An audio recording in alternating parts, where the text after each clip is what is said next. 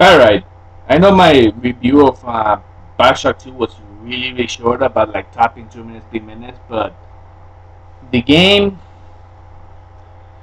um, I don't know, left an impression on me. And maybe this is gonna be part 2 of Bioshock 2. Actually, well, obviously you already know that I've seen the title that it is part 2 of Bioshock 2. Actually, see, what I think of Bioshock 2 is that, hold on,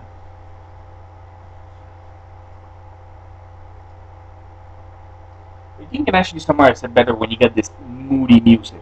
I know I'm really big on music, especially, I mean, every single review that I do, I incorporate the soundtrack as its major factor. And it really is because, besides being a character in some of the films and games, it sets the mood.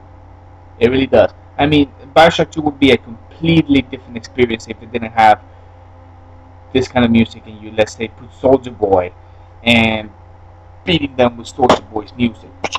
Kanye West. I don't think so. It would be hilarious, but I don't know. Uh, but anyways, what else can I say about Bioshock 2? Besides, it's more about, it's more consequences of what you do, and I love that pretty much the main character's daughter, or daughter, I mean, she's like genetic, she's the little sister, but she is actually like, well, at the end of the story, I mean, this is, as you guys that see my videos, you already know that I actually include spoilers. Um, Pretty much, she's seeing you throughout the whole game, so you actually spare the three main characters, only three of them. She'll be spared. She actually have she'll be merciful.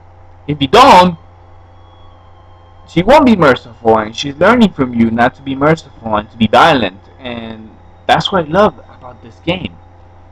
There's, well, you already, I mean, there's not really consequences since you already know what you're shooting for if you actually do or don't do this. But the best thing is that these characters that you get to kill, that actually, well, you don't get to kill, but I mean, they have a reason to be killed.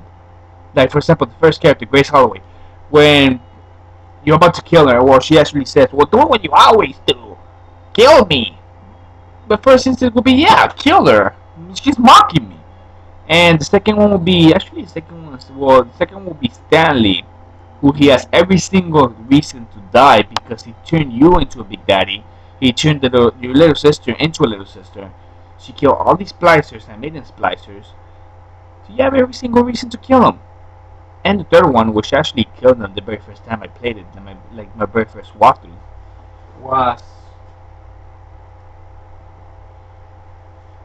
was Alexander Gill, who at first he tells you, well, I'm gonna tell you not to kill me, but this is not me. This was a recording of him. This is not me anymore, so just mercy kill me because I'm suffering really, and I know I'm gonna tell you not to kill me, but either way, just pull the switch and kill me, end my suffering. And at first I did it because I thought it was gonna be the good thing to do. I was shooting for the good ending, of course. And nah, what do you know? You're supposed to have mercy on the guy. So that was really great. That even at least the last one was really ambiguous. Like, should I kill him or shouldn't I kill him? See, and it's the little things, of course. Uh, and that's a single player. I mean, what can I say about the multiplayer? A lot of people have been like, when under reviews. I'm talking about IGN Games Reason, um, which are pretty great sources. Classic game room, which I love. They always say the same thing. Bioshock 2 multiplayer, that's not really what you expected because the first one didn't have multiplayer and nobody's going to be looking at this multiplayer. It's actually really fun. It's actually really fun. It does suffer from the same Call of Duty level up system, which doesn't make the matches fair, but what are you going to do? It's still a great multiplayer fest. I mean, at least it has a little bit of backstory. It's within the new year, and the plot is so loosely based. I mean, the plot is that you're actually part of this experiment, which you have to test weapons on yourself. It's like saying GoldenEye has a story, the GoldenEye multiplayer. You're a bunch of rogue agents trying to test weapons on yourselves. Kill each other. But that's my review for Bioshock 2. That's part 2 because part 1 was so short. I was disappointed with that review, but that pretty much explains my views on Bioshock 2. Now my next review is gonna be a horror special, Nightmare on Elm Street. I got it for free on my PlayStation Network, and that's when I'm gonna review it. But I love that movie. Actually, by the way, Bioshock 2 is a masterpiece. 10 out of 10. I rarely get masterpieces, but I can't find anything wrong with this game. Most people are gonna say, "What's the same? What's the same? What's the same?"